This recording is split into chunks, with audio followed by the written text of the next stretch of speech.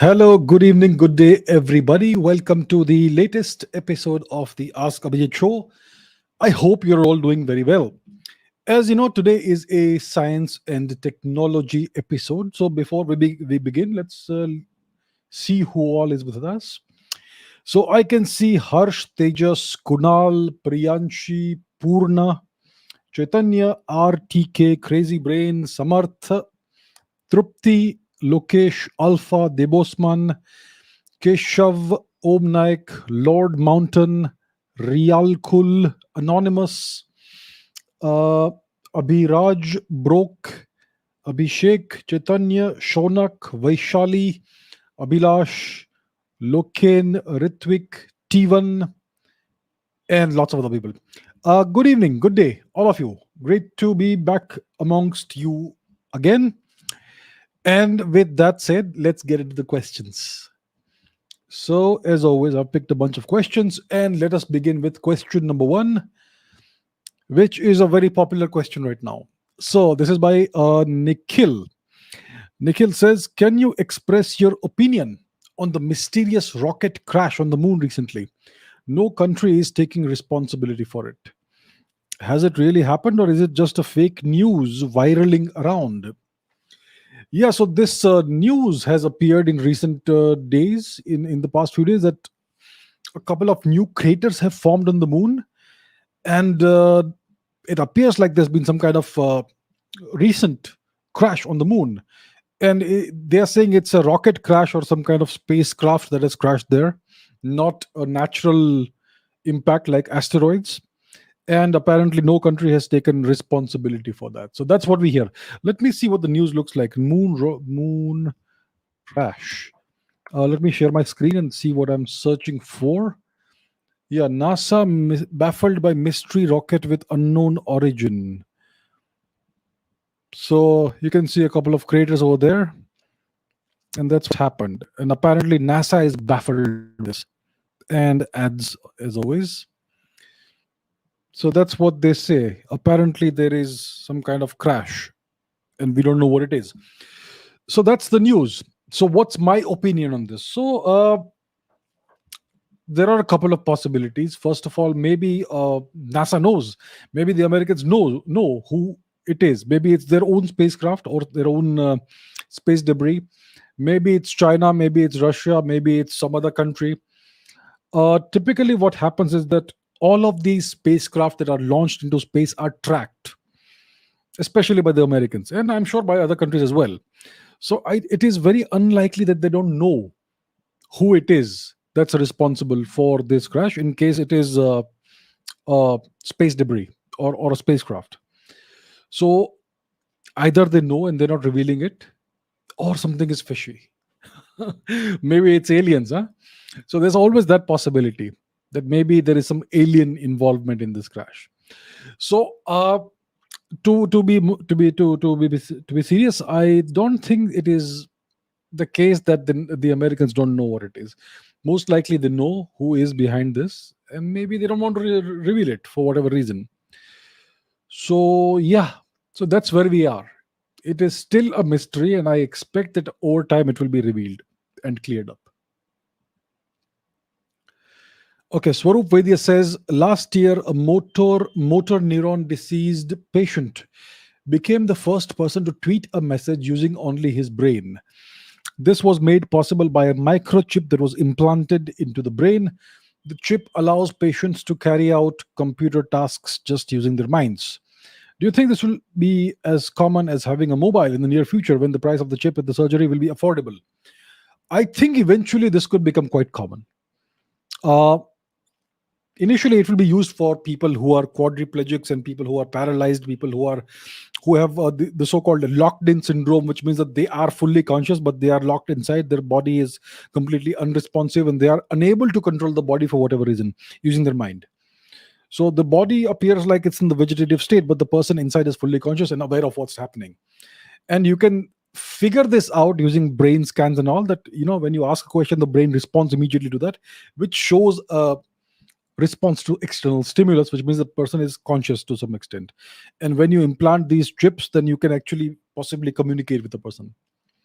So This technology is currently a work in progress, but like you said here, this has happened. uh, I even heard that that a person with a brain implant, a chip implanted in the brain, was able to surf the internet and order a coke or a pizza or something like that, or ask the computer to play their favorite music. So that sort of thing is currently definitely possible with the technology that we have today. It will eventually become more common. It will first be used for patients who suffer from these problems, but eventually it will be implanted in fully functional human beings to enhance their abilities. So this is called transhumanism, and that's what Elon Musk is doing with his Neuralink project, that company, which aims to implant microchips in the brains of perfectly healthy and normal human beings, and that will give them certain capabilities that we typically don't have, right? So maybe you'll be able to surf the internet right away without needing your fingers to type or whatever.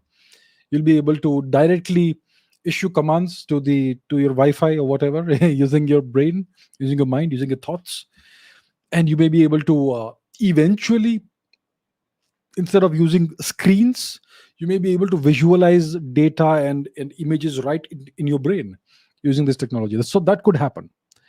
So I think initially there's going to be some skepticism about this kind of technology, because people will be wondering whether this sort of implant could cause any brain damage or not, or whether it's going to be used to control your mind. There's going to be all kinds of fears, and definitely initially there will be hesitancy and resistance. But as more and more people over time adopt this technology, it will become more and more common, and then eventually there will be a tipping point when everybody wants it. But of course, like I've said before in the past, there are potential problems, and so that's something that people need to keep in mind. So yeah, I think eventually it will become quite common, just like having mobiles. I mean, it took a long time for mobiles to become ubiquitous.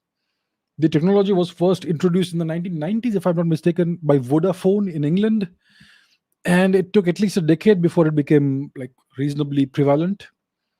And it's only the 21st century that it totally took off in other countries, especially in India, etc. So it takes time, but I think eventually this could become quite common.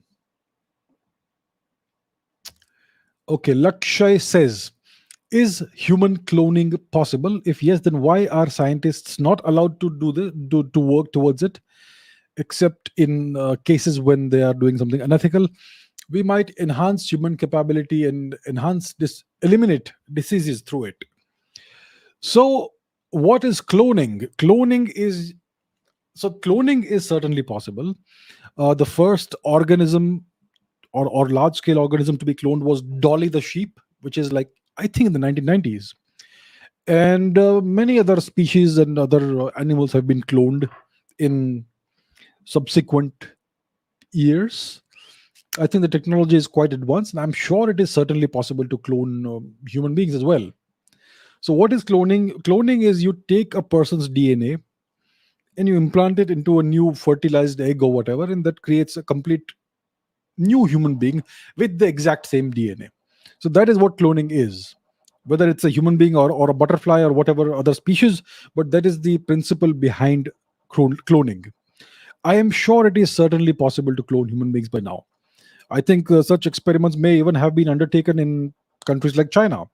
They have been cloning other animals like monkeys, etc. Yeah, they have been doing that. Uh, but that certainly does raise ethical questions. Is it ethical to do this? Is it ethical to create designer human beings for whatever purpose that you have, for whatever agenda you're trying to fulfill? So that's always a question. So the question is always about ethics when it comes to experimentation on human beings, any kind of experimentation. Actually, it should extend to other species also, because I mean, it could cause pain and suffering. Experimentation could cause pain, suffering, etc. on to other species, to other animals, and that's something that happens. Animal experimentation, that's a routine practice in well industries like cosmetics and all that. So human cloning, I believe, is definitely 100% possible. Uh, what would be the need to clone somebody? Why would you want to clone someone? So that's the question. It is certainly possible to do it, but why would you want to do it? I mean, it would have some agenda or some purpose behind it. And is it ethical to create new human beings to serve some agenda or to fulfill some purpose? That is a big question, and I would say it's not ethical to create human beings for certain purpose. Human beings should have a purpose that is their own. They should not be owned by somebody. They should not be created by somebody, and they should not be designed by somebody. And that person will decide what sort of genetics this new human being will have. It should not work like that. So that's the ethical concern that's always there, and that's why cloning, human experimentation is illegal in most countries, right? Uh, so yeah, that's the reason. And when you speak about enhancing various capabilities and eliminating diseases, that's about gene editing. That's about those technologies that emerge out of something like CRISPR. So there is gene editing. There is creating genetically modified organisms that's been done in agriculture and other things. And once again, it does raise ethical questions, because you can today you do have the ability to edit the human genome using CRISPR. But do we know what's going to be the long term effect of that on that individual and in future generations? We don't quite know. We don't understand the genome fully. We understand about 4% of the genome, and that too, not very well.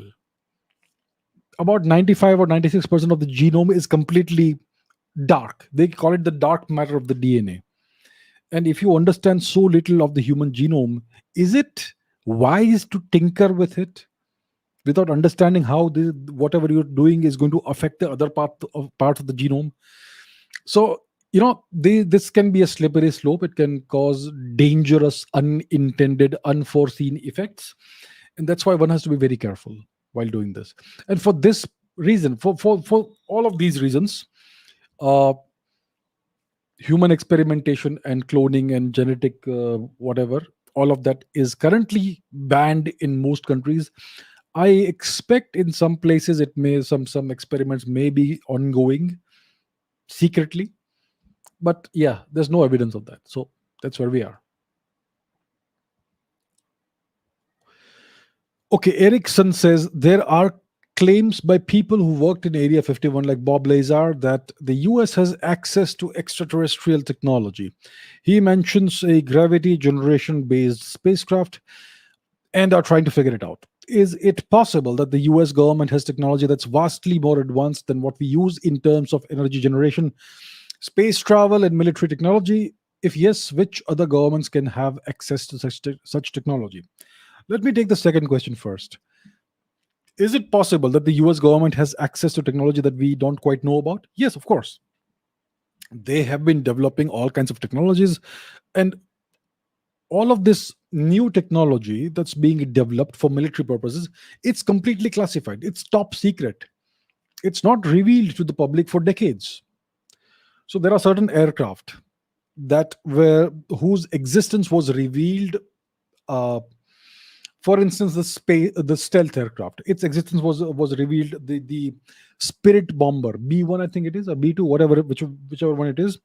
Its existence was revealed at the time, around the time of the first Gulf War. 91, is it 1991?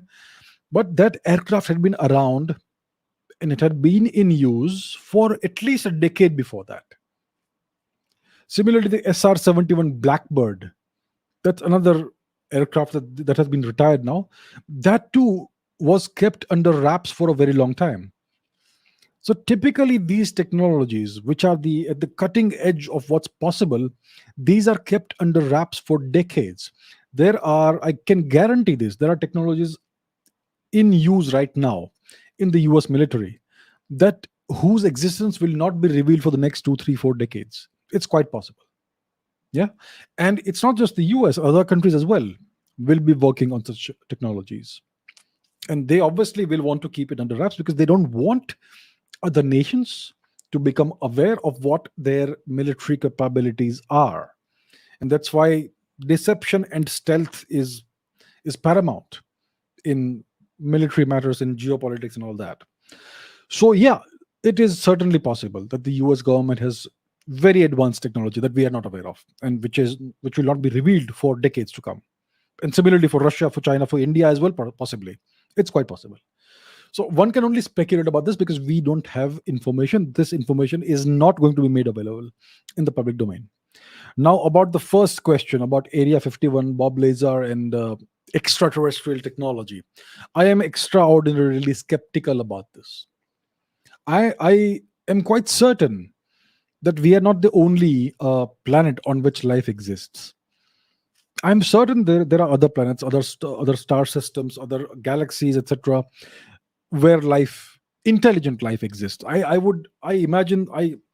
am convinced that intelligent life could be quite common in our universe.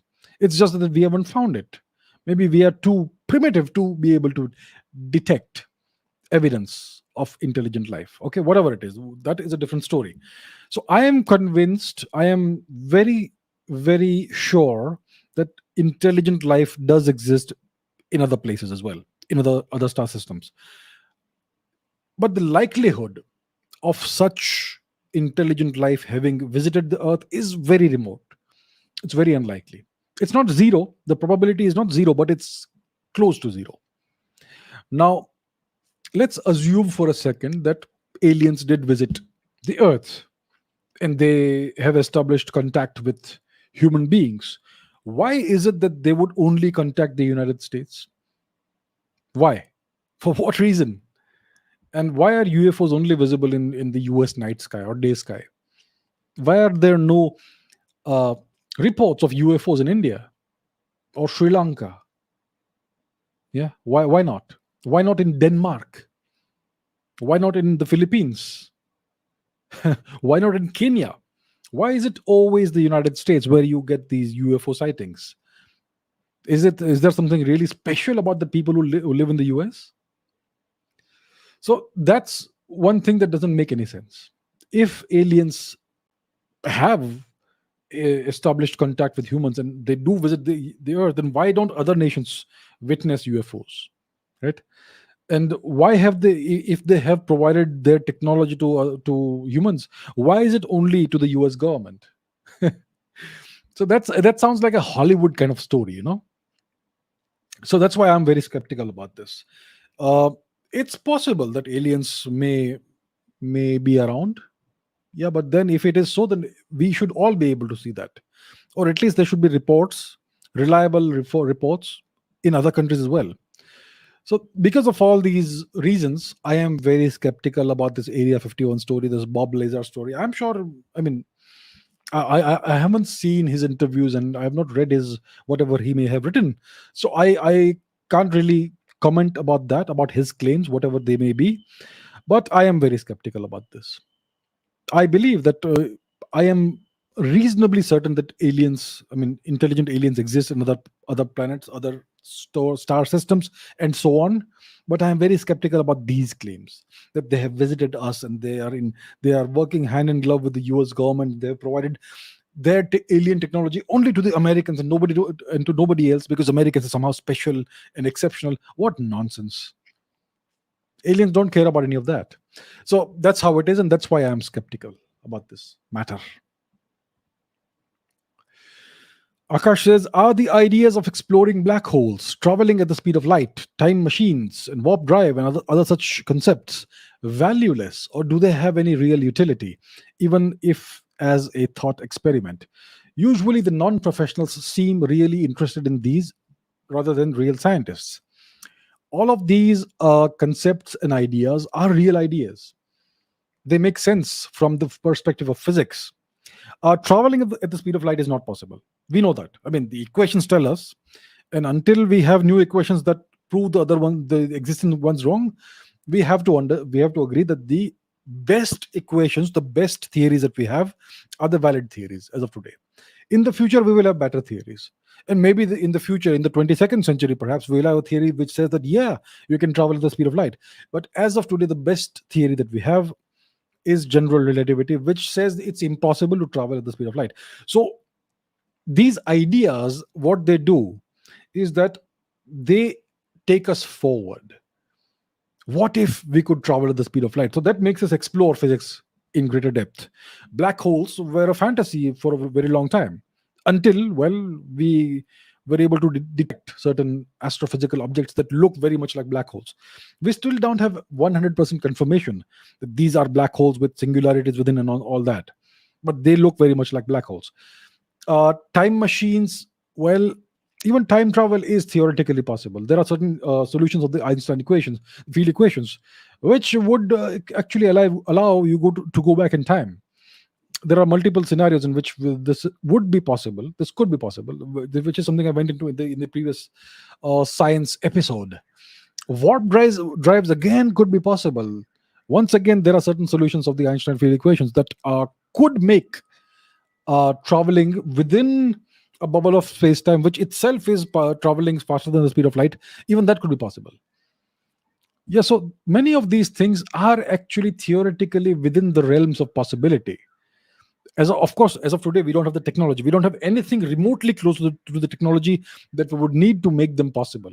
But yes, it is something that does drive physics forward. And thought experiments are at the core of theoretical physics, right? So these are very important. These are important questions, important concepts, important ideas, important avenues to explore. I agree that non-professionals seem more interested in this than real scientists. When you're a scientist, you have to exhibit a certain uh, amount of skepticism, and you have to show that you have your feet firmly on the ground and you're not going off on wild goose chases.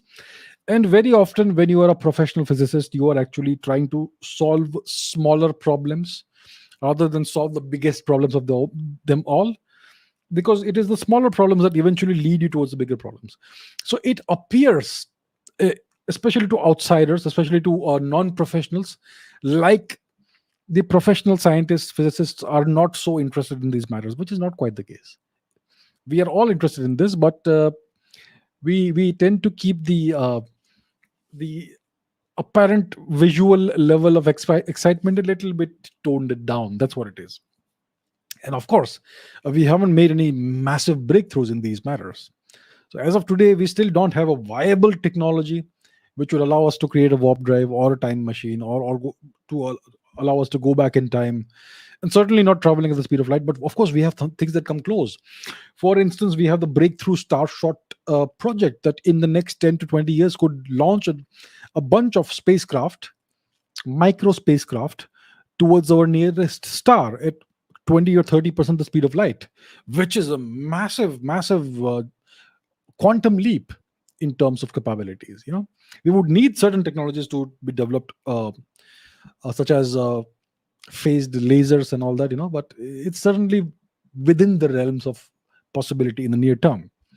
So I think, from my perspective at least, all of these ideas are fascinating. They are very exciting, and that is something that should and is being pursued. And the actual utility of these ideas is that it draws in young minds, right? That's what really evokes curiosity and fascination and excitement. As a youngster, as a 12-year-old, as a 15-year-old, you want to be fascinated by something, and that's what makes you want to be a scientist, right? And it is these ideas like black holes and time machines and warp drives and traveling close to the speed of light, exploring other star systems, maybe creating a gravitational wave spectroscope or whatever. That's what fascinates you, and that's what makes you want to enter the field and make a genuine contribution, big contribution. I want to solve the big problems, right? So that's great. So I think all of these things have genuine, real utility. Of course, even if we solve some of these problems, the actual Real world utility could come much later. For instance, when Einstein came up with the theory of relativity, general relativity, 1915, it took 100 years for us to actually discover gravitational waves. And yet, and even today, we don't have any technology that uses gravitational waves. The only technology that uses general relativity, as far as I can, as far as I can remember, is GPS. So, for GPS to work, you need to incorporate the effects of general relativity. Otherwise, it doesn't work. It won't be accurate. So it takes time. Theoretical physics is at the cutting edge, at the bleeding edge of research in physics. And it's typically decades or even centuries ahead of what the experimentalists are at. So the applications take a long time to become apparent, but it's without the work that's done by theoretical physicists, none of the applications are possible. So that's how it is. So it has its utility. Swapnil says, can you differentiate between the two theories for the origin of life, primordial soup and deep sea vents? Because they both seem similar. So, the primordial soup theory is that in the very early days of the earth, when you had the newly formed earth, which was formed out of the chaos of the infancy of the solar system, the proto solar disk and all that.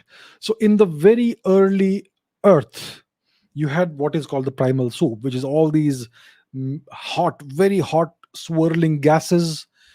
You had carbon dioxide, you had a whole mixture of gases. You would have methane, ammonia, water vapor, and many other things. The temperatures were very high. There was a lot of lightning and all that. And it is out of this primordial soup that life emerged somehow. Right. So that's the experiment we spoke about last week. I don't recall the name of the experiment, Urateller or something like that. So that was an experiment that sought to recreate the conditions of the very early Earth in a test tube kind of apparatus, in a lab apparatus. And they were able to show that if you create the same kind of environment inside the apparatus, you can very, very quickly you find the emergence of amino acids and all that. So that is the primordial soup theory, that it is out of such conditions in the very early Earth that life emerged. So that's one theory. The other theory, like you mentioned, is deep sea vents. So what are deep sea vents? So we know that the Earth has a crust.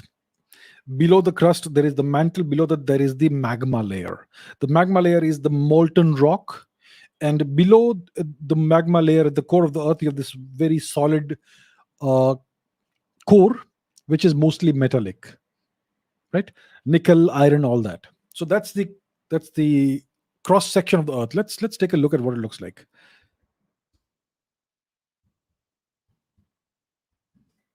One second. Let me share my screen so that you get an idea of what I'm talking about.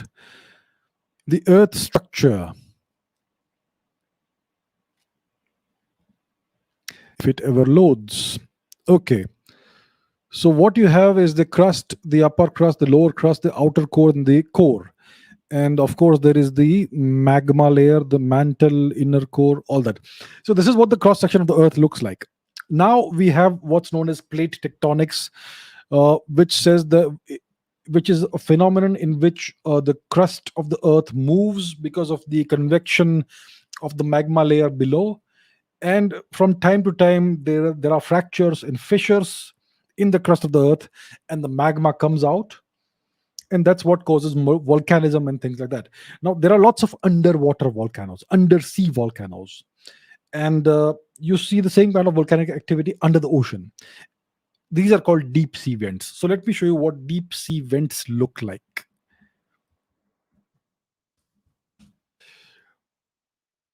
Right. So if you go deep under the surface of the ocean, on the to the bottom of the ocean, you have these deep sea vents, which are essentially manifestations of volcanic activity. And so what happens in these deep sea vents is that the temperatures are very, very high, like typically boiling point of water, and you have all these gases that come out of the surface of the ocean floor. So you have sulfur, you have methane, and various other volcanic gases. So all of this creates a very rich environment, rich in chemicals, very hot, and surprisingly, you have all this life that thrives over there. And this is the kind of life that doesn't need sunlight because it gets energy from the heated water and all the chemicals. So you have these tube worms, etc., that live in these, that thrive in these deep sea vents. So it's a very specialized kind of life that lives there under the very high pressure of the ocean. So that is another theory, like you say, of the origin of life. That maybe life originated in deep sea vents and then moved upwards and spread to other parts of the planet. So these are the two theories that you're speaking about, and it's possible. Both are viable theories, good theories that could possibly explain the abiogenesis, the origin of life out of chemicals, with these energy sources, etc., available. So that's what the two theories are, and they are not quite similar. Of course, they are similar in some ways and dissimilar in some ways. So that's what these two theories are, and we still don't know how life emerged. We still don't have the exact answer, the exact idea, and definitely don't know where DNA came from. How does a molecule as complex as DNA emerge? Because DNA is what is at the foundation of all life on our planet, whether it is we human beings, whether it is dogs, cats, wolves, elephants, leopards, butterflies, insects, fish, microorganisms, viruses, bacteria, whatever it is. Every single living being, every single living cell has DNA in it. Of course, in the human body, red blood cells don't have DNA. But apart from that, right? So yeah, so we don't have the answers as of today. Karun says our ancestors' memory is locked in our DNA question mark. So you're asking whether our ancestors' memories are locked in our DNA. Can we inherit our ancestors' memories by gene memory unlocking technique? Various startups are working on this. What will happen if it is really possible? Is it possible that some of our ancestors' memories could be locked up in our DNA? It's possible, possibly, yeah. It's not impossible, but we don't quite know what it is. What we do know is that we understand only about 4 or 5% of our genome. About 95% of it is completely unknown to us. We don't know what it does. It doesn't seem to code for any proteins, and some people have called it junk DNA. But nature is parsimonious. Nature doesn't indulge in wastage. Why would it pass on so much junk from generation to generation over hundreds of thousands of years? Doesn't make any sense. That DNA needs to have some purpose. It has to have some purpose. So we don't know what it is. Does it mean there are memories encoded in that? We don't know. We don't quite remember what our ancestors experienced, right? So I personally don't know. Of course, we do find articles written about this, that there could be certain memories locked up, encoded in our DNA, memories of our ancestors' experiences or whatever. And maybe one could unlock that using certain techniques. So yes, there is research that's being done in this field, but as of today, nobody has any definitive evidence that this is indeed the case. So nobody has been able to say unlock a certain portion of a certain person's genome and say that these are the memories that were stored in here. No, that's not happened yet. But people are researching this. It's being taken seriously, and maybe there is something to it. So this is a work in progress. It's a very interesting field for sure. Interesting question and idea.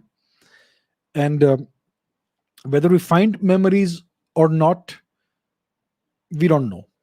But it will certainly take us forward in understanding what the DNA is, what our genome is like. 95% is unknown. We don't know what it does. We don't know what it codes for. We don't know what its purpose is. Hopefully this sort of research will unlock some of that. At least we'll be able to shed some fresh light, some new light on our genome. So that's where we are. That's what's happening right now. Very interesting field: biology, DNA, genetics, all that. So yeah, let's see how it goes. Piyush says, how omnipotent is gravitation? Do we both apply gravitation force even when we are far apart, which is almost negligible? Okay, I'm able to understand the first part of the question. How omnipotent is gravitation? Gravitation is all omnipotent. So I am sitting here in my study in this room. Yeah, I am right now feeling the effects of the gravitation of the planet, of the earth, which is right straight down. That's where the force is coming from. But I'm also feeling, to some extent, the gravitational effect of the moon, wherever it is. I don't know where it is right now, but I'm feeling it. I'm also feeling the gravitational effect of the sun, of the other planets. However little it is, but it's there. And I'm also, and so are you, we're all also feeling the gravity of the other stars that are out there in our galaxy. We are feeling the gravitational effect of the black hole at the center of our galaxy, Sagittarius A. And we are feeling the gravitational effects of every other star, planet, galaxy, dust particle, etc., that exists throughout the universe. Gravity is a long range force. Its range is infinite, right? So yes, gravitation is omnipotent. It's everywhere. It's the weakest force, but it's the uh, from the Newtonian perspective, it's a 1/r force, so it never goes to zero. You always feel a certain component uh, of gravitation of every single particle and massive object that exists in the universe, right? So what we feel here is the resultant of all of these different components and all of the gravitation that you feel from all the other objects that exist in the universe. So yes, that's what it is. Okay, the question is, I recently read an American scientist report which says that the extreme atmospheric pressure of Neptune, Uranus, Saturn, etc., can crystallize carbon atoms and turn them into diamonds. Is it true? How can it happen? So carbon comes in a variety of forms. Let me show you what the forms are like. Carbon allotropes. Let's see. So these are the various allotropes of carbon. Let's take a look at this. So diamond, graphite, whatever this is, C60 Buckminster fullerene, C540, C70 amorphous carbon, single walled carbon nanotubes, and these various shapes, right? So carbon exists in all of these different forms, which are called allotropes. So how does diamond typically form? Diamond typically forms when you take a lump of carbon, let's say a lump of coal, and you exert an enormous amount of pressure on it. And when that happens, the carbon takes the form of diamond. That's what happens. So diamond is just carbon. It's another form of coal, you could say, and it's formed in the interior of the planet where the pressures are very high. Now, if you have a lump of carbon that exists, that you throw, let's say you take a lump of coal, a big lump of coal, you throw it at Jupiter. Jupiter is an enormous planet, we know that. Huge amount of mass, and it is a gaseous planet. It doesn't have a surface. So you throw a lump of carbon at this planet, it's going to sink. It's going to go down deeper and deeper into the planet. And as it goes deeper into the interior of the planet, uh, it's going to experience atmospheric pressure that keeps rising as it goes deeper towards the center, and eventually the atmospheric pressure is going to be so high that this lump of coal or carbon is going to be squeezed and it's going to turn into diamond. Yeah, so that's typically something that would happen inside a massive planet like Jupiter or Saturn, possibly even Uranus or Neptune, which are also gas giants, right? So it is possible that over time, we know carbon is quite common in the solar system. Many of the asteroids have a lot of carbon on them. We know that. So, and we also know that asteroids keep on hitting planets like Jupiter, Saturn, etc. from time to time. Asteroids, comets, etc. Right? So, the solar system is a very old system. How old is it? 3.5 billion years old, 4.5. I'm not sure. Whatever, like that, whatever it is billions of years old. And over this billions of years, a planet like Jupiter or Saturn would have absorbed impacts from uncountable numbers of asteroids and comets. And the carbon in these objects would have sunk towards the center of the planet, Jupiter, and it would have crystallized into diamond.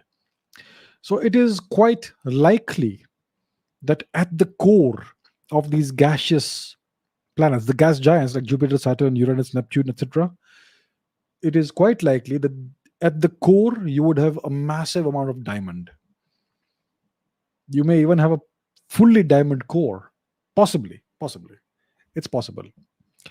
So that's how it happens. Because of the enormous atmospheric pressure that squeezes carbon into its diamond allotrope. So it is quite likely that there is an enormous amount of diamond near the core or at the core of Jupiter, Saturn, Uranus, and Neptune within our own solar system. Quite likely. Isn't that interesting? Okay, the next question is by Neil Mehta. In one of your previous videos, you mentioned about Grigori Perelman, and you called him a 1 in a billion kind of mathematician. But why is there little to no information about him on the internet? Not even a single interview. Could you tell more about him and his solution of the Poincaré conjecture? So the Poincaré conjecture, I will not go into what it is. It's a very old problem. It was there. It was around for more than a century, and lots of mathematicians tried to solve it, and they all failed. And eventually, this gentleman, Grigori Perelman, was able to solve it. Now, why are there no interviews about him and no information? Because he's a very shy, reclusive, private kind of person. He does not give interviews. That's the kind of person he is. There have been many personalities like that.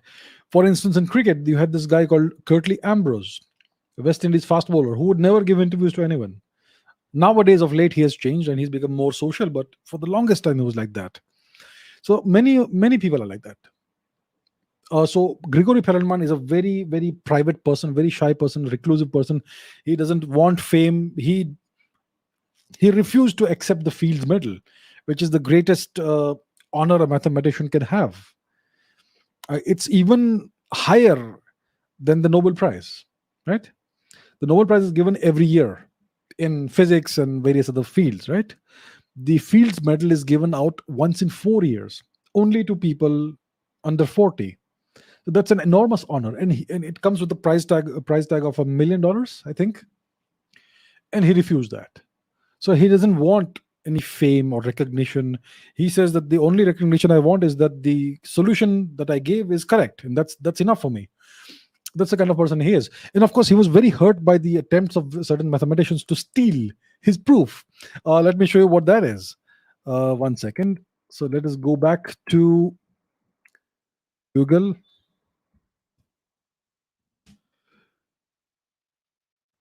There is the thing. All right. So there is this article, very famous article in the New Yorker magazine, which is called Manifold Destiny, the clash over the Poincaré conjecture, a legendary problem and the battle over who solved it. And one of the authors is Sylvia Nasar, who also is the author of this very famous book called A Beautiful Mind. So this cartoon, the caption says, is that Grigori Perelman on the right says, if the proof is correct, then no other recognition is needed. But Xing Tung Yao isn't so sure. So this Chinese origin mathematician, Xing Tung Yao, essentially attempted to steal the credit from Grigori Perelman. What Perelman did is that he solved the problem. So this is the name of the article, Manifold Destiny. If you are interested, I would recommend you read it. It's a very interesting article. It came out in 2006. So what happened is that this guy Perelman, he proved the Poincare conjecture, and he wrote up a paper with detailing the entire proof, and he did not submit it to a peer reviewed journal. He simply placed it on a preprint archive, on the preprint archive, archive.org, arxiv.org, and it just sat there. And eventually people realized that this guy has solved the Poincare conjecture. So this Chinese guy, Xing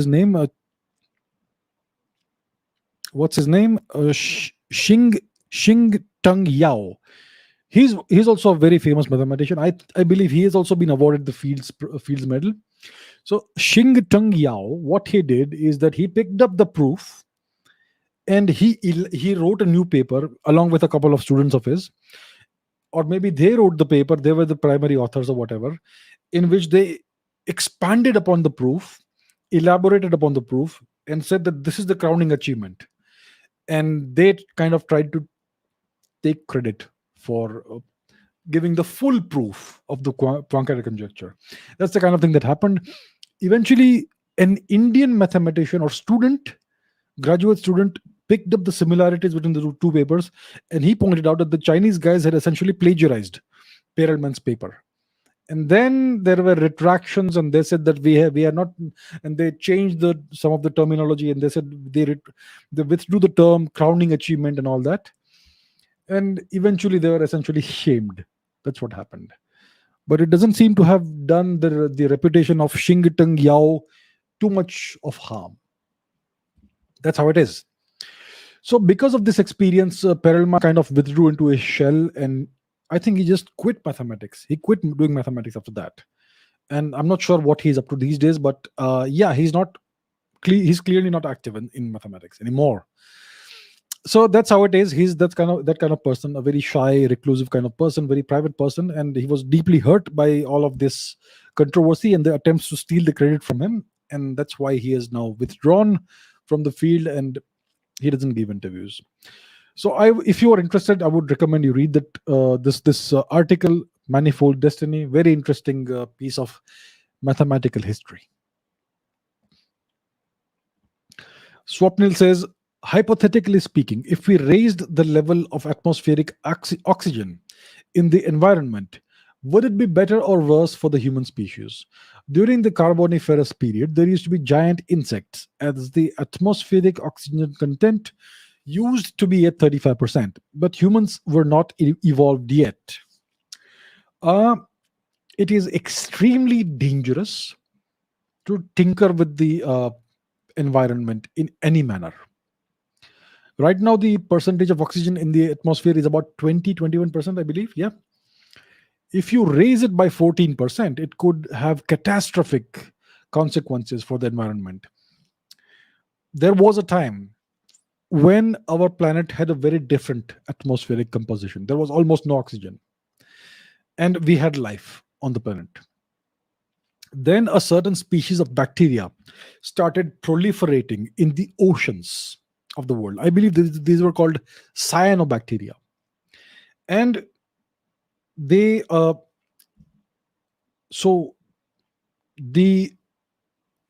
what these bacteria would do is that their waste product was oxygen. They would excrete oxygen into the atmosphere as a waste product. And they proliferated so much in the oceans of the world that they ended up giving out so much oxygen that the entire composition of the atmosphere was changed, and oxygen became one of the primary components of the atmosphere. This is called the Great Oxygenation Event, or the Great Oxygenation Catastrophe, because oxygen was a poison to all other species, to most other species on the planet at the time, and it caused a mass extinction. And most of the species on the planet at that time died out because of this enormous amount of oxygen that suddenly came into the atmosphere. So oxygen was a poison at the time. Even today, we can tolerate about 21% oxygen in the atmosphere. The rest of it, more than 70%, is nitrogen, almost 79%. So we are accustomed, we have evolved in such a manner that we are used to breathing about 78, 79% nitrogen and 20, 21% oxygen, right? And nitrogen is something that we don't use, but that's how it is. Now, if we were to have a more oxygen rich atmosphere, we don't quite know what the consequences of that would be. There is something called oxygen poisoning. When you breathe in too much oxygen, when people are given pure oxygen to breathe, I think it can have harmful effects to the human physiology, and I'm sure it would be harmful to other species as well if you would raise the level of the oxygen. So the entire environment is an ecosystem. It's in a very delicate balance, and all of the species on the planet have evolved over millions of years in response to to this balance of various gases and all that in the atmosphere and the kind of temperature that we have. You change any of these parameters, it's going to cause large scale effects, and these could be very harmful effects. You could end up causing a mass extinction if you pump out so much additional oxygen into the atmosphere. So it's not a good idea. You cannot play God and start tinkering with the composition of the atmosphere and the planet and all that. It's a very, very, very bad idea, right? So that's what I have to say. Soham says, I'm considering taking computer science engineering for college, but recently I heard that GPT-3 and VS Code Assistant AI can predict code for a given problem and automatically generate possible algorithms, taking into consideration that AI will advance in the next 5 to 10 years. Is my future career option, software development engineering, in danger of getting replaced by an AI, an artificial intelligence? So yes, we have reached the stage where AI can write code. When we have reached the stage where AI can improve upon its own code and get better iteratively, we have reached there. So the question is this: when we write code, when we create algorithms, when we create new software products and packages, we are essentially trying to solve certain problems. That's what all the softwares do. That's what all the algorithms do. We are trying to solve problems. We are trying to improve upon whatever we have, right? That's what software development engineering is all about. It's about solving real world problems. And how do we know there are problems? Because we have eyes, ears, and we can see what the world is like. Now, when it comes to an AI does not have access to all of this data. What's out there in the world? Do we have potholes on the street? Do people need pizza delivery in 20 minutes or 10 minutes? AI doesn't know any of these things.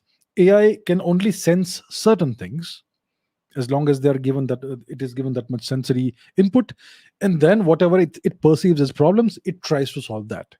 So AIs have reached the stage where they can solve what they perceive as problems and improve upon their own code and get better on their own volition. But yet, AI is not capable of, as of today, understanding what problems human beings face and what solutions we human beings need. Right?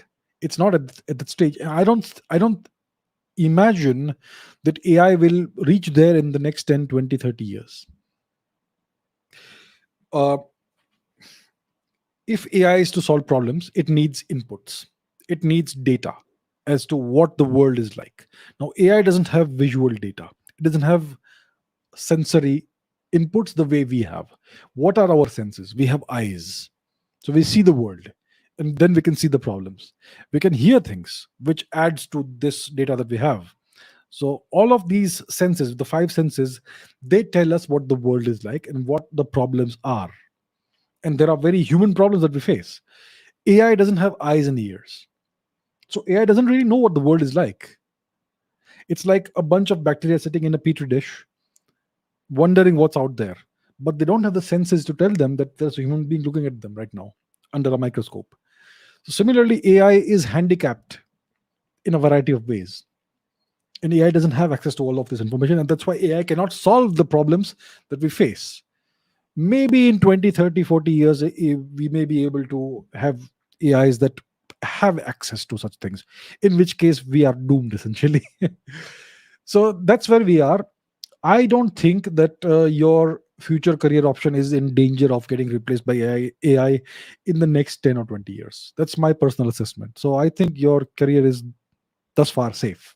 But yeah, we are going towards that, in that direction. The AIs are learning on their own now, and they can actually improve upon themselves and write their own code. And possibly they could write programs that do other things as well. But they are still not at the stage where they can actually solve problems that people face and society faces. Akash says we can explain the world without the need of a creator. Many scientists claim this to support their argument of why they are an atheist. Doesn't this contradict the fact that we know nothing about the universe, considering the vast amount of mysteries and paradoxes that emerge out of the study of physics? Does being a scientist necessitate being an atheist? So, in science, it's about the most parsimonious explanations of various things, and it's all about the physical universe and observational data and empirical data. It's about the observable universe. It's about the physical world and material world and physical phenomena. So God is something that is not measurable, quantifiable, verifiable, falsifiable, and that's why God doesn't exist in science. The concept of God is unscientific. And when I say unscientific, it doesn't mean it's bad or evil or primitive or regressive. It means it falls outside of the realm of science. That's all it is.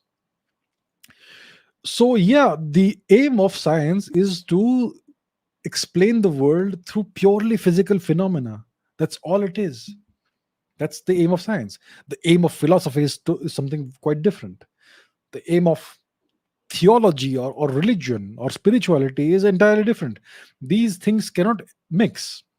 Philosophy is science is a subset of philosophy. Spirituality, I don't know what it is. We don't even have a proper definition of what that is, and so on. So yeah, we know next to nothing about the universe.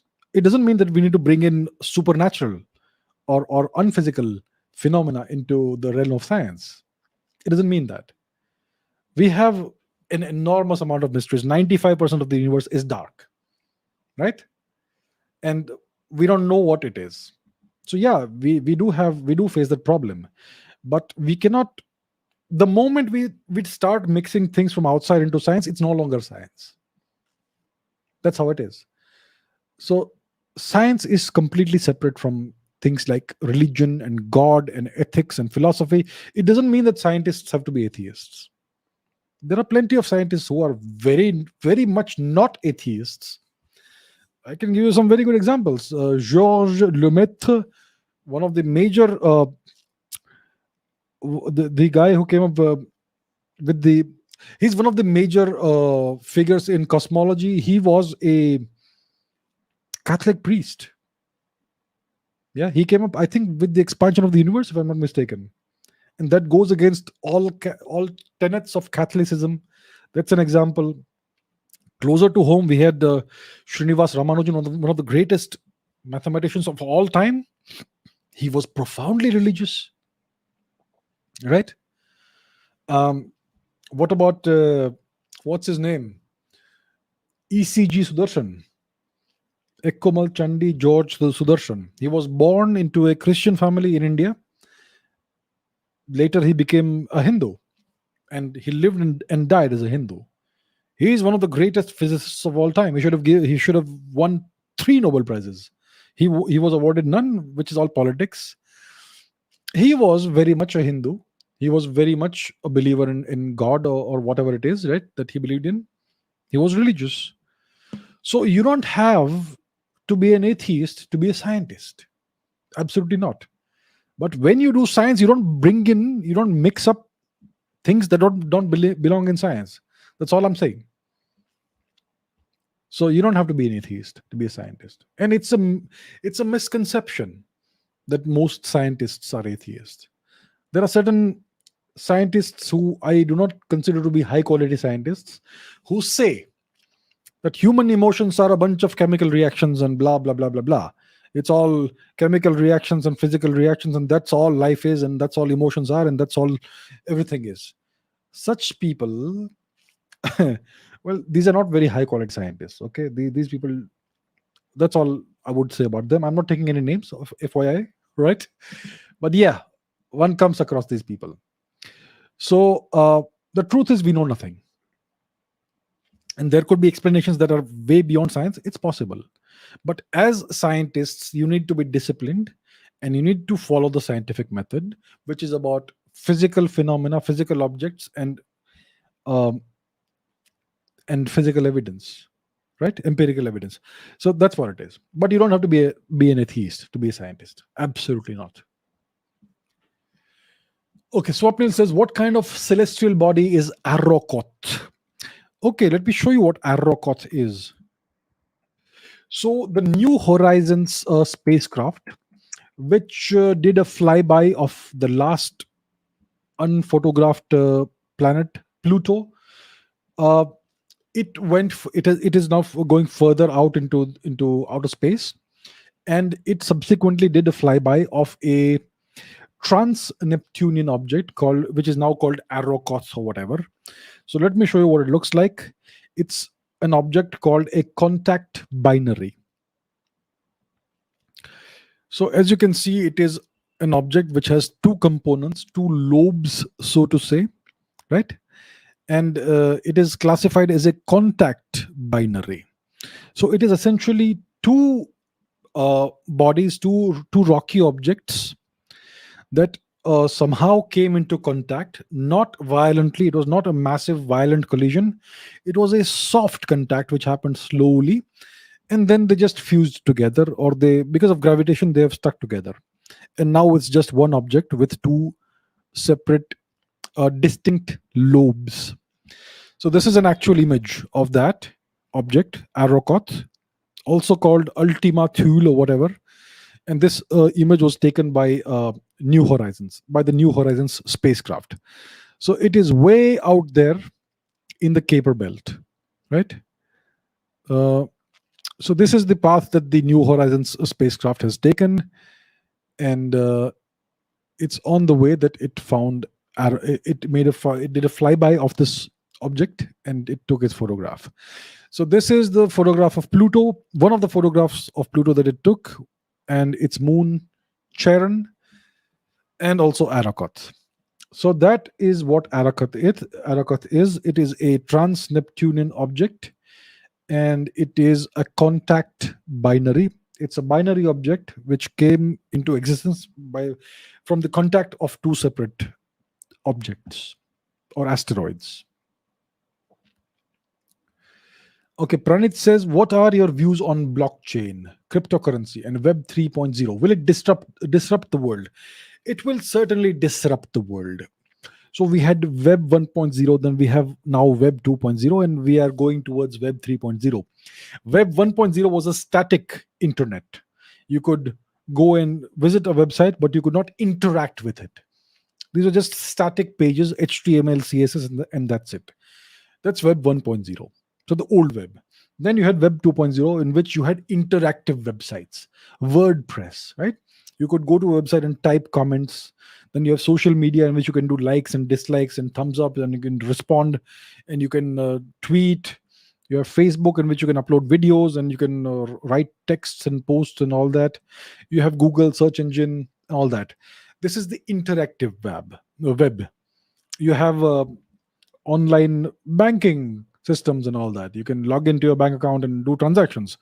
So all of this is Web 2.0, the interactive web. Web 3.0. So one of the features of the interactive web, Web 2.0, is that it is centralized. All of your information is centralized and stored in servers that belong to various entities. So every time you want to use a website, you have to create an account. Typically, you have to give out personal information, and they store your personal information, and they essentially mine your information and use it for various purposes. They monetize it, they commercialize it.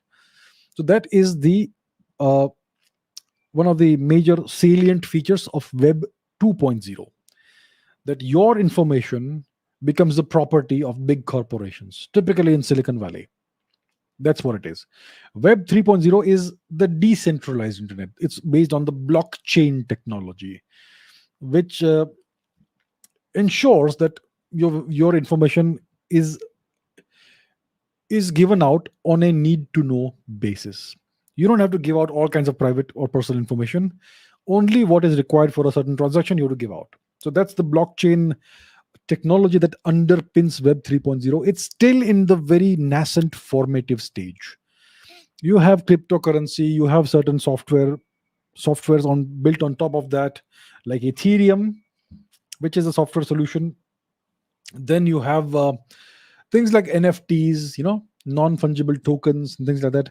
So we are still in the very infancy of Web 3.0. And even Web 3.0 as of today is not quite decentralized. Even today, much of this is centralized in Silicon Valley. Yeah, much of it is owned by various very wealthy people. Ethereum, for instance. Yeah, it's not quite decentralized. Even the Polygon network is built upon Ethereum, which is a certain kind of blockchain, which is not decentralized. It's actually owned by someone, so to say. So we are still in the infancy of this, but yes, eventually it will disrupt the world. And right now we are witnessing the cryptocurrency crash. There's a overall recession coming. What looks like a recession is coming right now, and cryptocurrencies have crashed. Bitcoin went below $20,000 for the first time in God knows how long. I don't know what the current status is. I'm not keeping track of it because I'm good, thankfully. But yeah, people have lost lots of money. NFTs are now cold. It was a very hot market just a couple of months ago. Now NFTs have gone down. So yeah, we are witnessing possibly the bursting of a bubble, which may be a good thing in the long run. Well, we had the buzz, the dot com crash at the very end of the 20th century, in the late 1990s, in which which was a much needed uh, change that had to come in the internet. So people said the internet is gone because of the dot com crash, but that's not quite the case. It's still here. Similarly, blockchain will be there. It will underpin things like smart contracts, which are trustless, permissionless contracts in which you don't need to trust somebody and things like that. So it will eventually become a major thing. It will disrupt the world, and eventually all kinds of contracts could be done in solidity, on blockchain, and you don't need to trust anybody for executing such contracts. House deeds, sales of houses and apartments, and God knows, even corporate contracts, lots of things could happen on the blockchain. So that may be the future we may be going towards, possibly. So it's still early days, but eventually I believe it'll be a major thing, maybe in the next 5 to 10 years, definitely. Okay, couple of questions. Cosmicality says, if colors are different wavelengths of light, then what are black and white colors? And Crazy Brain says, my question is that if we see colors and objects based on the light that is reflected from the surfaces, then how do the objects actually look? Are they black in color or white or something else? Also, if we see, for example, a flower pot, the shape and color that we interpret of that pot is the actual light reflected by it, or the light that our eyes are able to receive? These are very interesting questions, deep questions, um, somewhat philosophical to a certain extent. So, yeah, colors. What are colors? So, we perceive colors when our eyes see light. So light comes in a variety of colors, right? That's how we see it. There is red light, there is brown. Well, yeah. What light is this? Is this red? It's reddish, right? This curtain here. You have books of all kinds of colors: yellow, blue. There is dark, something black, black and white, orange, and so on. We perceive a whole range of colors through our eyes. And when there is no light, there is no color. It's just black. So, first of all, let's talk about white and black. Black is the absence of light. Black is not really a color, it's an absence of light. So, when you have something that is black in color, it means that the surface of that object absorbs all light and reflects nothing back. That's why it appears to us to be black, right? For instance, this thing here, the tip of my microphone, it appears black, which means it's made up of a substance that absorbs all of the light or most of the light and reflects almost nothing back. That's why it appears black. What is white? White is a white object, like whatever we have here, is something that reflects light of all frequencies away. It absorbs almost nothing. And when you add up all the frequencies of light, all the wavelengths, you get white light. White light is essentially a mixture of all the different colors of light. So that is white and that is black. Black is something that absorbs everything and reflects no light. That's why it appears black.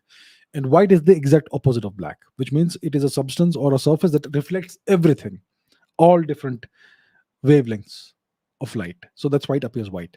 Now, what is light? What is color actually?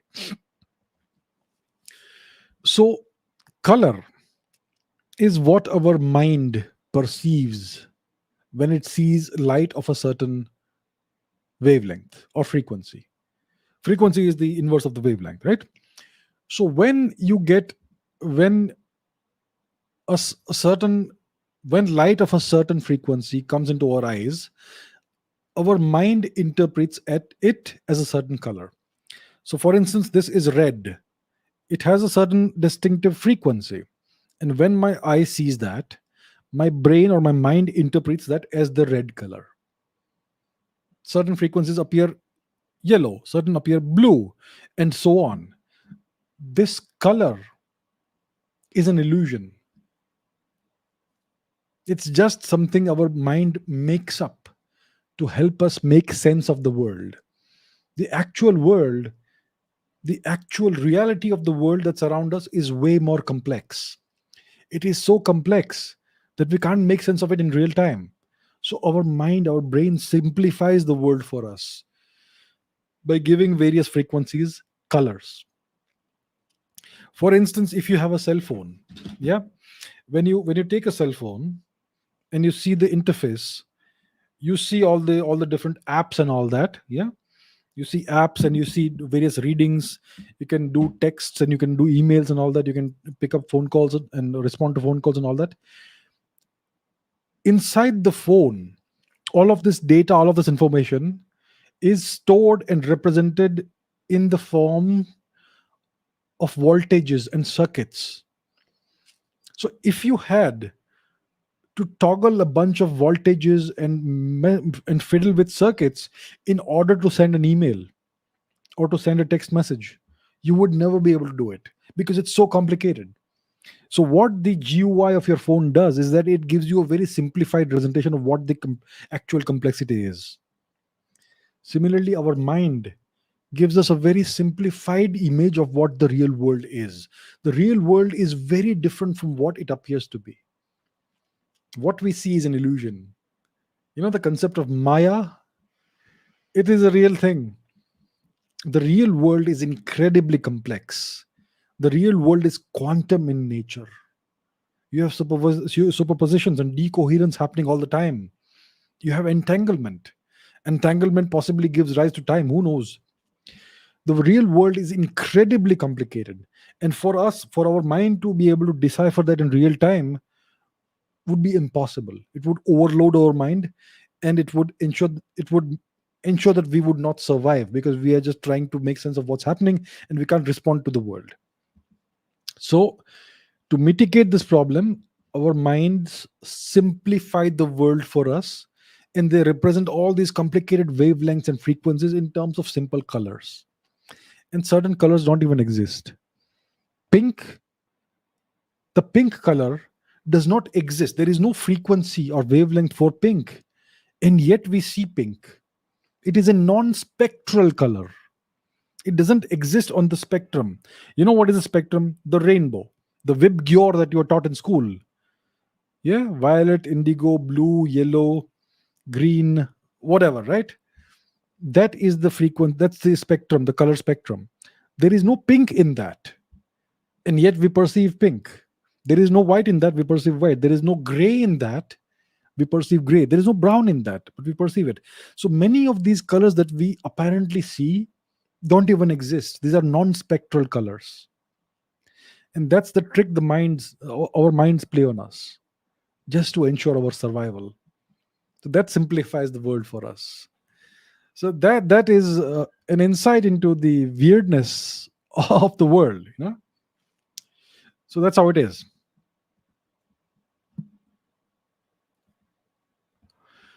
Santosh says, what are your views on immortality? Is it possible to achieve the same? So immortality means the absence of death. You never die. So in mythology, in folklore, etc., we have things like Nosferatu, the vampire. The vampire never dies, right? Immortal creature. And of course, we have certain in Indian mythology, so to say. Some people will be offended if I call it mythology. We have the immortals, right? Like Ashwatthama, etc. So yeah, we have the concept of immortality, that some people never die and all that. But is it a real thing? Well, I have never seen anybody who's immortal. None of us has seen someone who is immortal, right? And as far as we know, from all the data that we have, from all the evidence that we have, immortality doesn't seem to be a thing. But there are caveats. You drill under the Earth's surface, many kilometers down. You're gonna bring up core samples of rock that is hundreds of millions of years old. All right.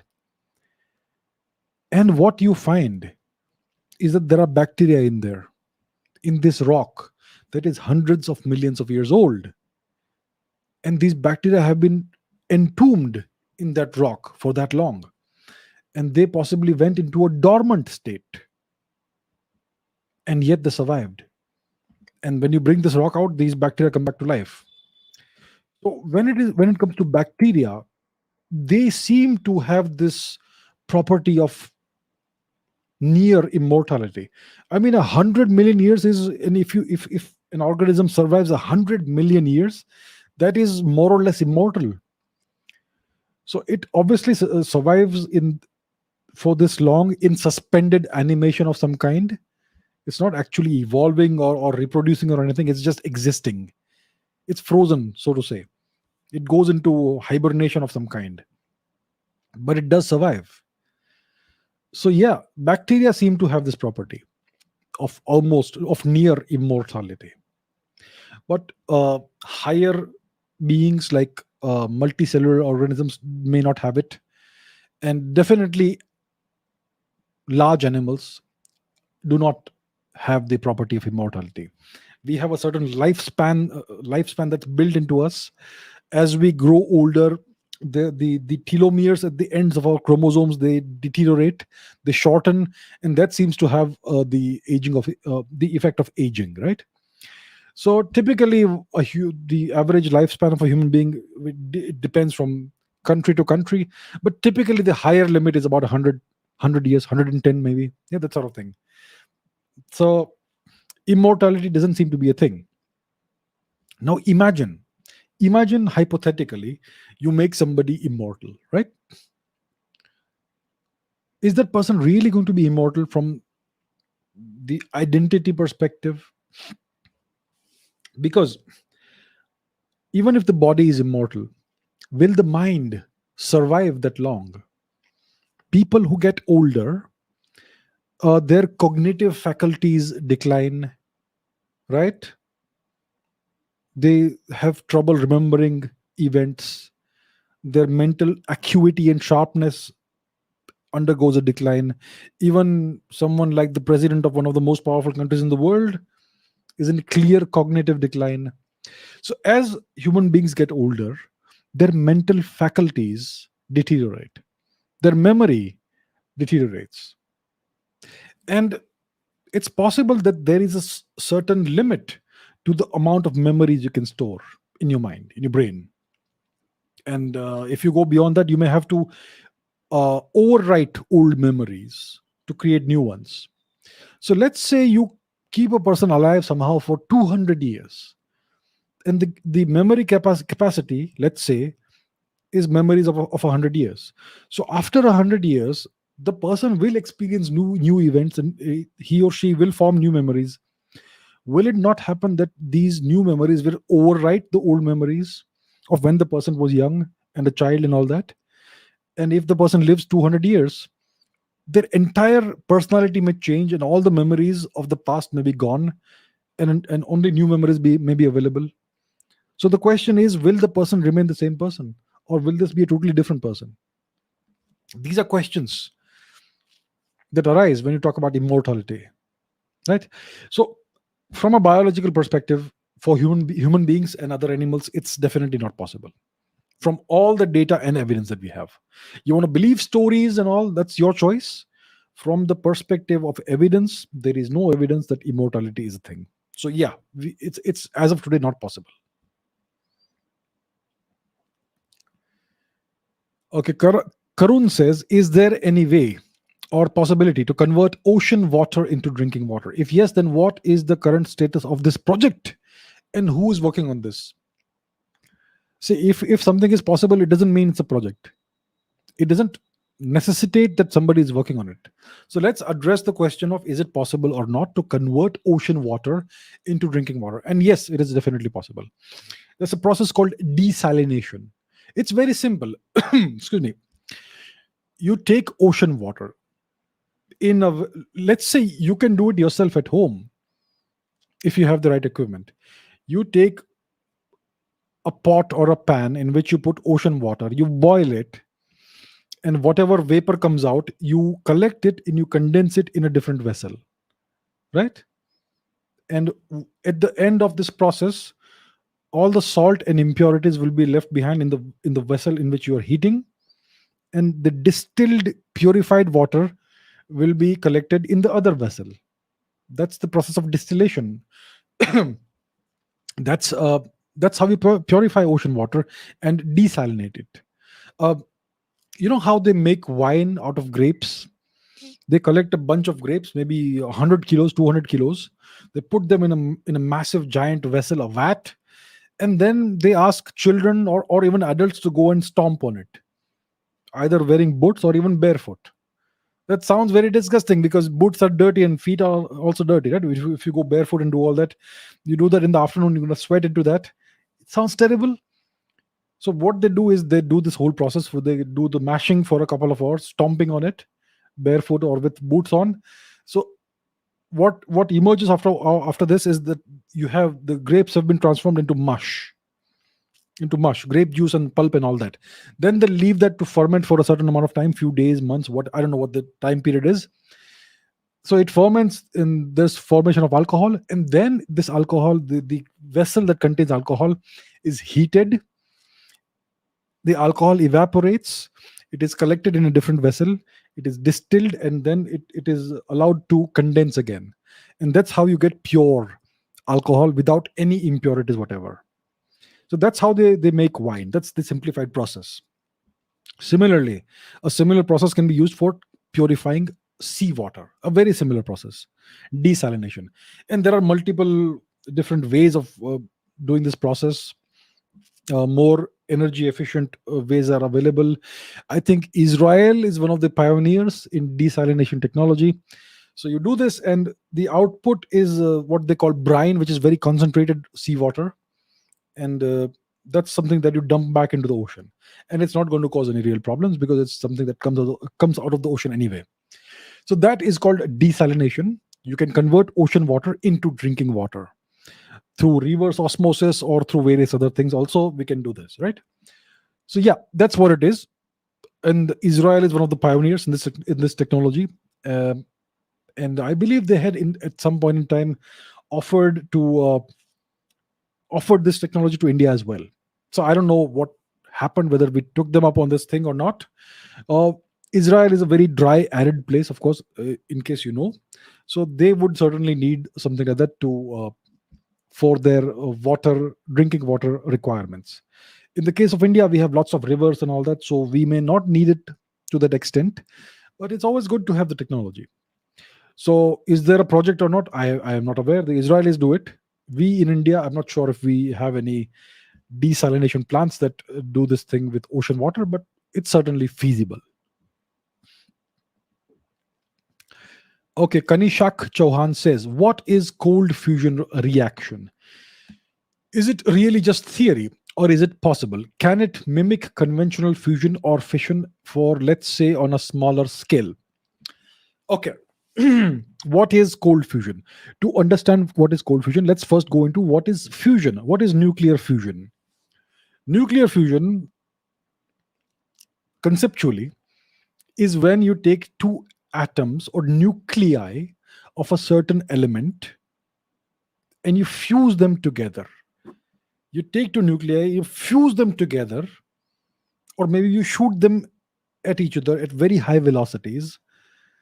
So high, the velocity should be so high that it overcomes the electrostatic repulsion of the nuclei, and these two nuclei collide, they merge together and they fuse together, and that gives off an enormous amount of energy. That, in brief, is what fusion is.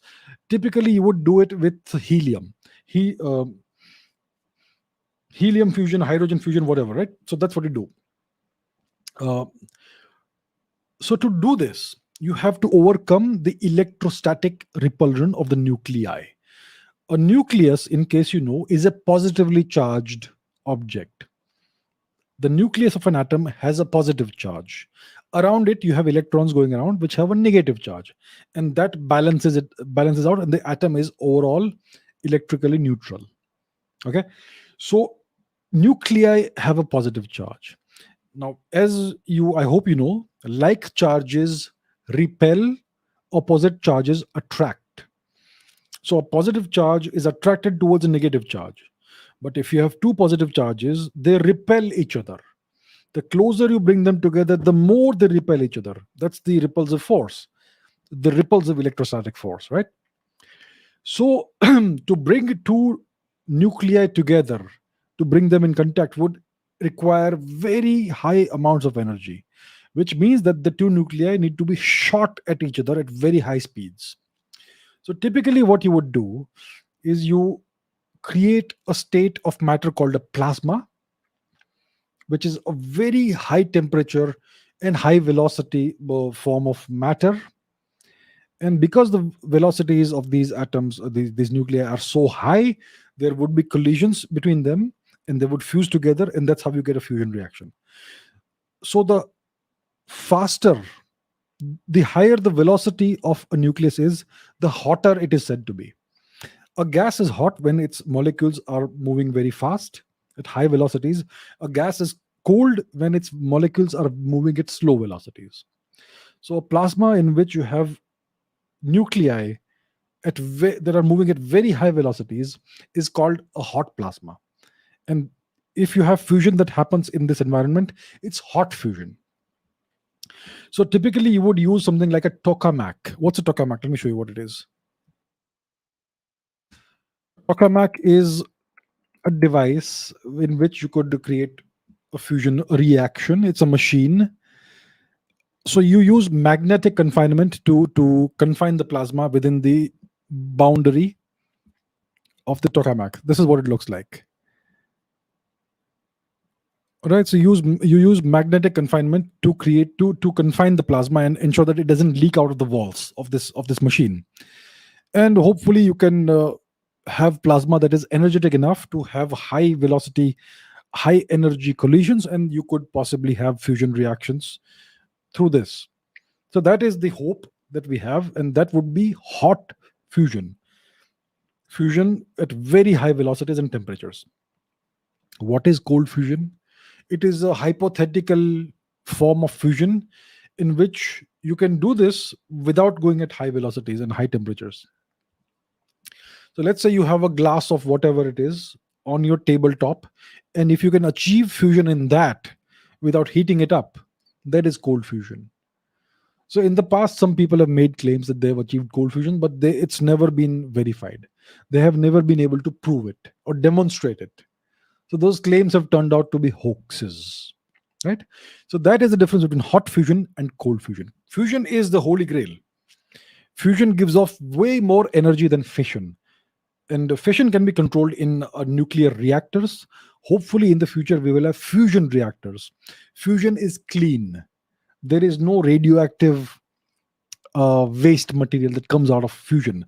Fission reactions give off radioactive waste. You need to do something with that. You need to dispose of it in a manner that doesn't destroy the environment. It's dangerous.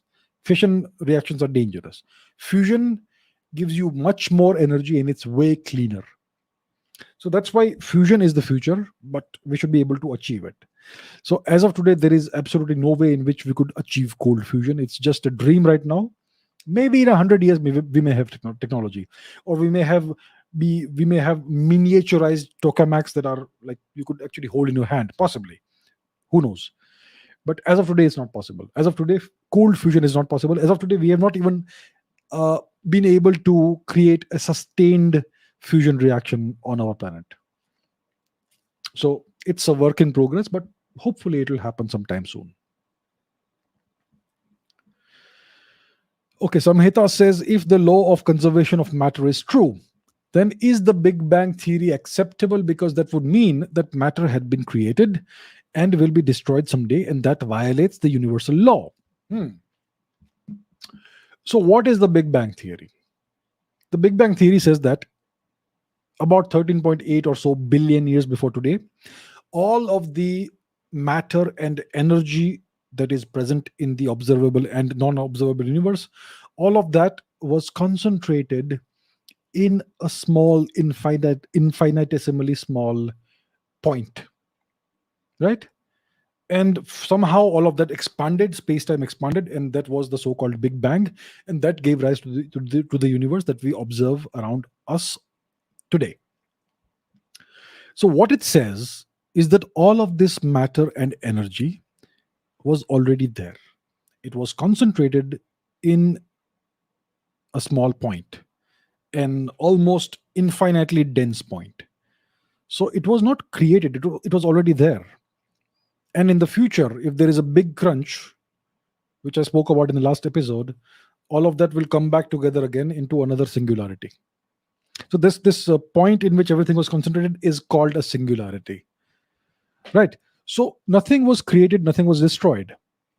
All of the energy and matter energy, E equal to mc squared, all of the energy that was present in that initial singularity, which was at the birth of the Big Bang, all of that is there today. Nothing has been created, nothing has been destroyed. So matter, energy, mass energy is conserved. There is no creation or destruction. So that's how it is. Nothing has been created or destroyed, and nothing has been violated.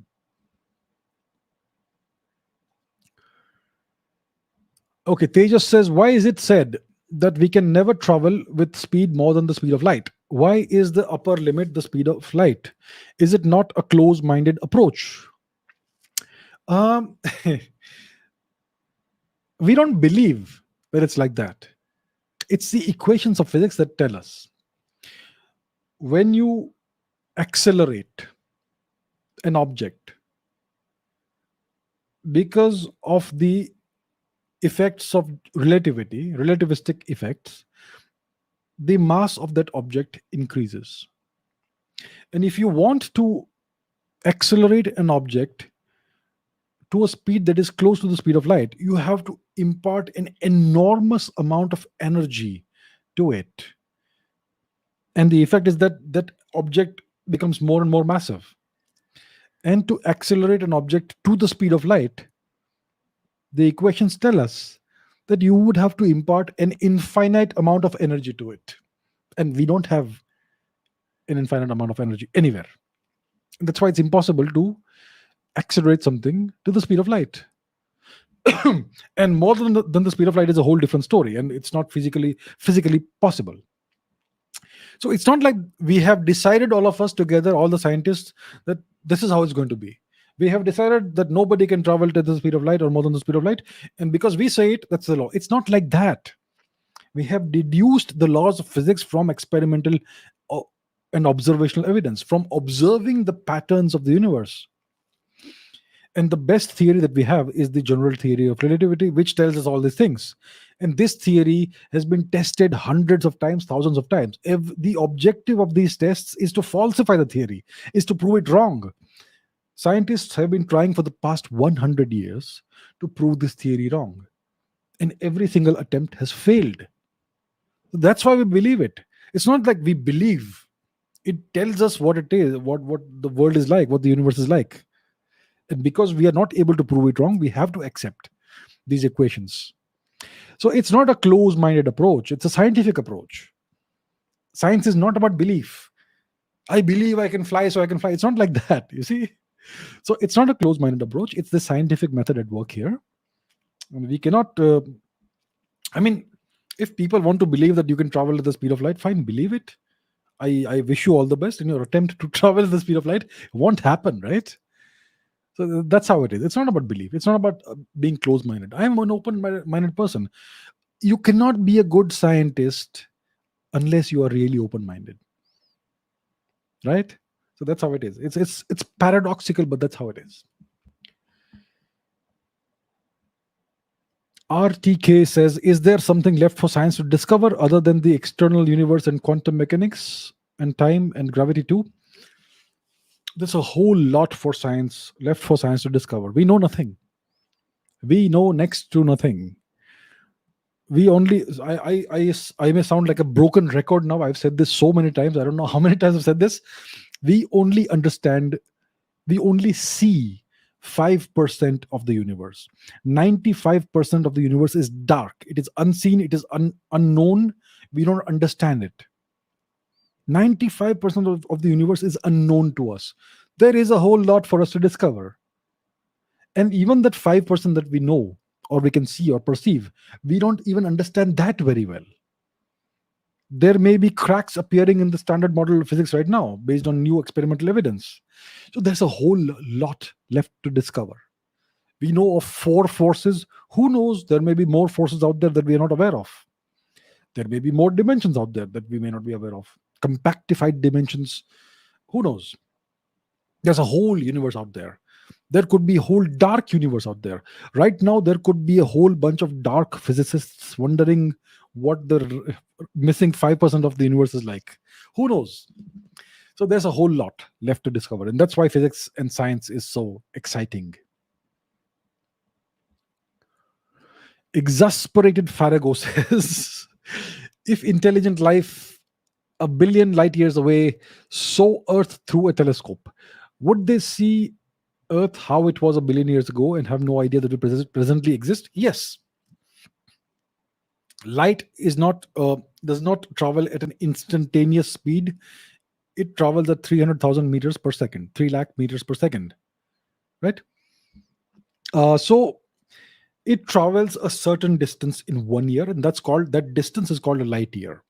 So if a galaxy is a billion light years away from us, and they are looking at the Earth from a telescope, then they will see the light that left the Earth a billion years ago. So when you're looking into space, when you're looking at the night sky, you are looking back in time. Let's say you're looking at the Andromeda galaxy, which is about 1.5 million light years from here, I believe.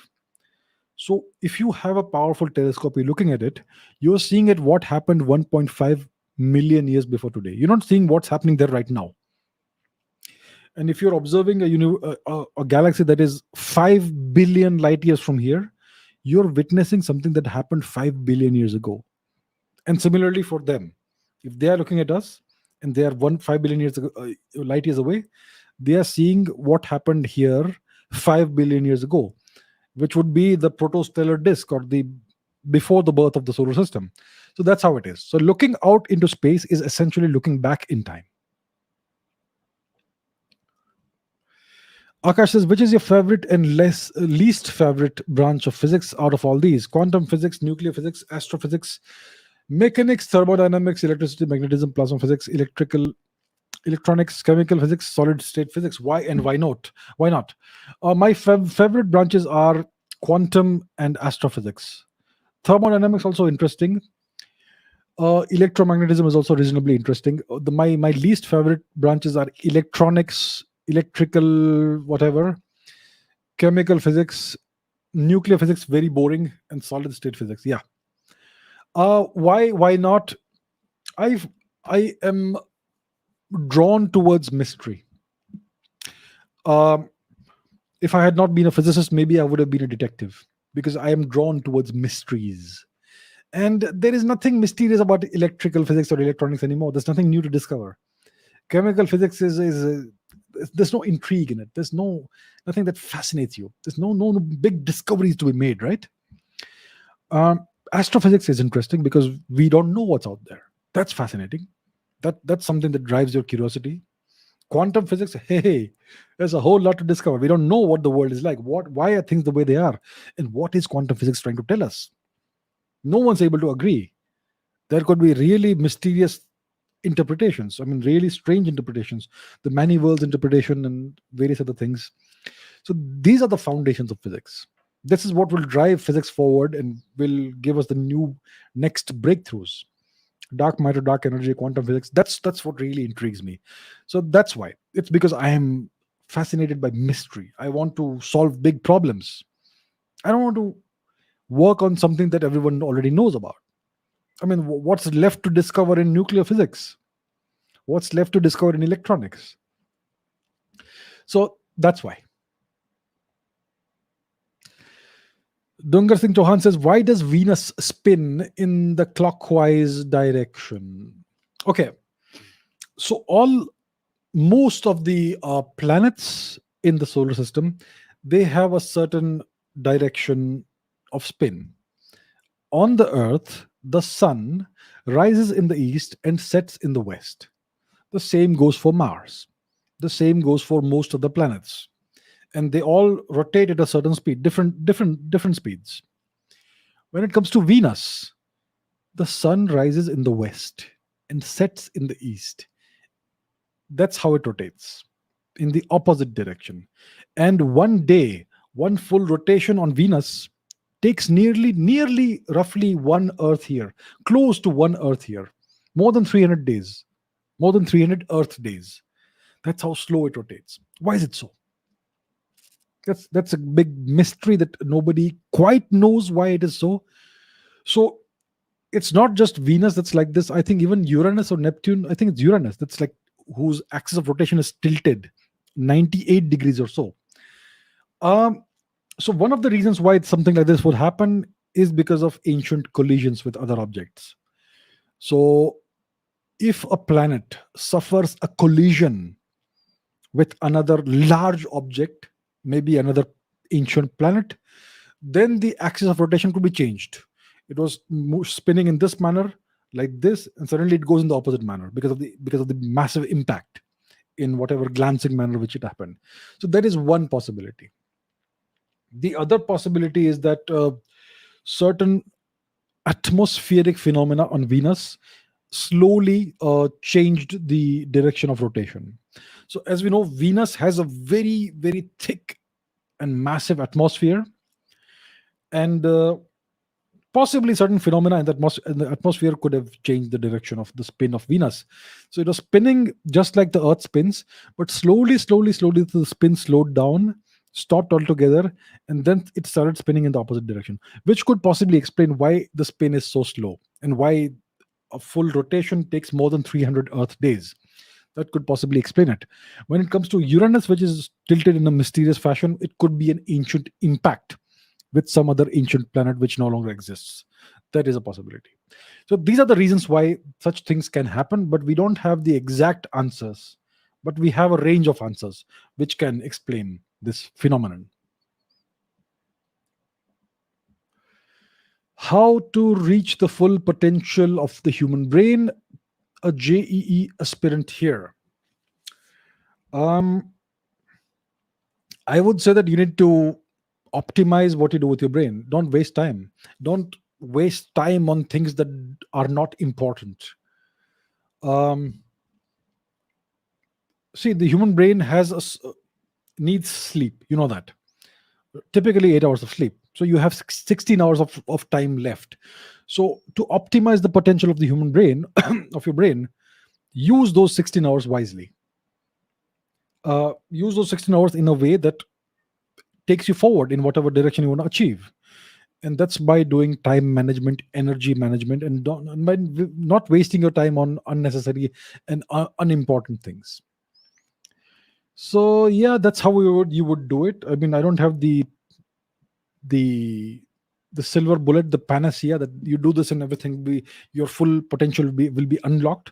I don't think I have unlocked the full potential of my brain. I don't think it's possible to fully unlock and completely optimize the functioning of any person's brain, but you can come close if you prioritize the most important work and tasks that you would want to do in a day.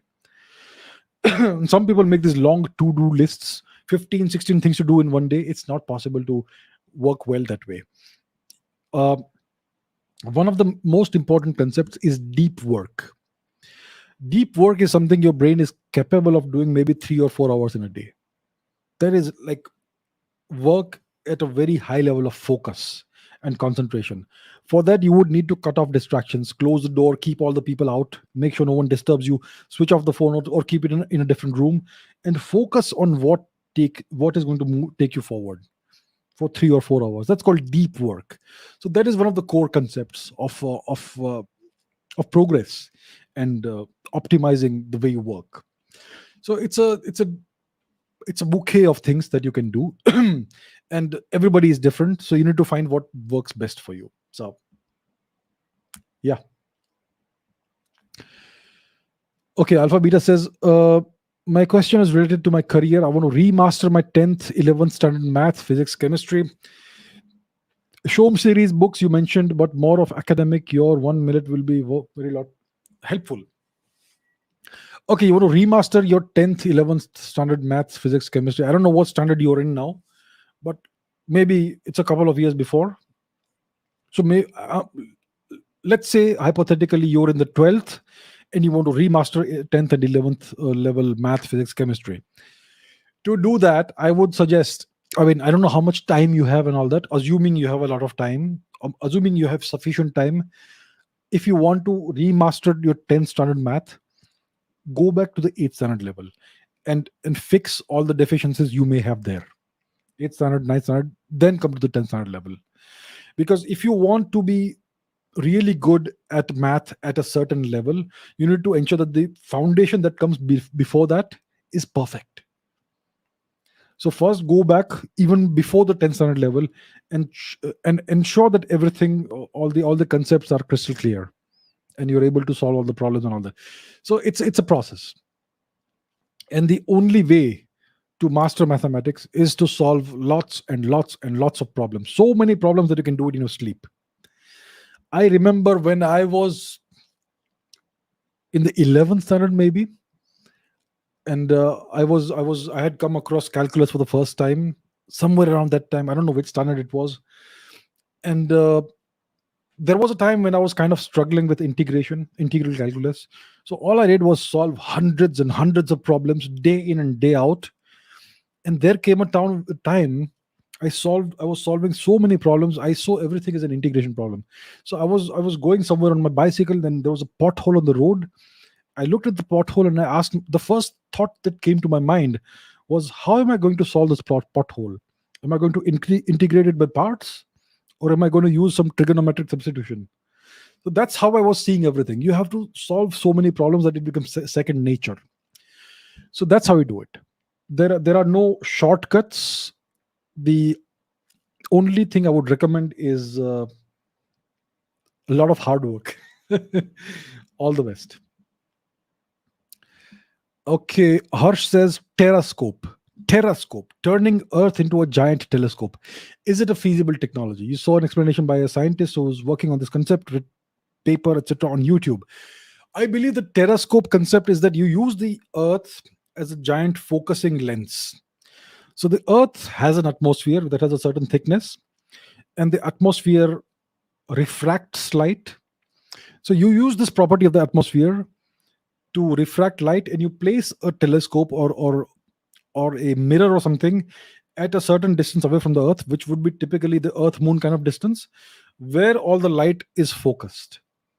And that's how you can study distant objects. So it has certain pros, certain cons, and you can only see what is right directly between you, behind the earth, wherever your instrument is located. So it has certain limitations, but it could give you very clear images of certain objects and so on. So that is the terrascope thing. It is something that could possibly happen in the future. It's not something that has already been implemented. It's something that can work. It's a theoretical thing as of today, but it's possible. It can be done.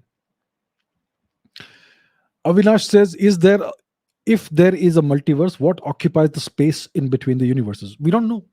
We don't even know if there's a multiverse. If there is a multiverse, which hypothetically is possible, but we can't falsify it, we can't prove it, so it's like beyond science. But in case there's a multiverse, who knows what's between the universes? Let's say each universe is like a ball. So what's between these balls? We don't know. There could be maybe nothing. Maybe there could be rainbows and unicorns and ice cream. I don't know. We have no idea of knowing. There is no answer. There is no answer that can be either proven or falsified. So I don't have the answer. Sorry, nobody has the answer. Nobody at all. Okay, I think I'm done with today's questions. Let's take a few questions from the live chat. Someone is saying vacuum. I mean, how do you define vacuum? Vacuum itself exists inside space-time, right? Think about it. Vacuum is something that exists inside space-time, and vacuum itself is not empty. Vacuum is teeming. It is teeming with particle antiparticle pairs, right? The quantum foam. So that's not quite what would be between universes. Vacuum itself requires space-time, but at the end, if our universe has an edge or an end, space-time itself ends over there. So what's beyond? That is the question, right? So take your imagination slightly ahead of this, beyond vacuum. Why is no one exploring the seas and the ocean? I think lots of people are exploring seas and the ocean. Much of these exploration is classified, perhaps. You have submarines, you have deep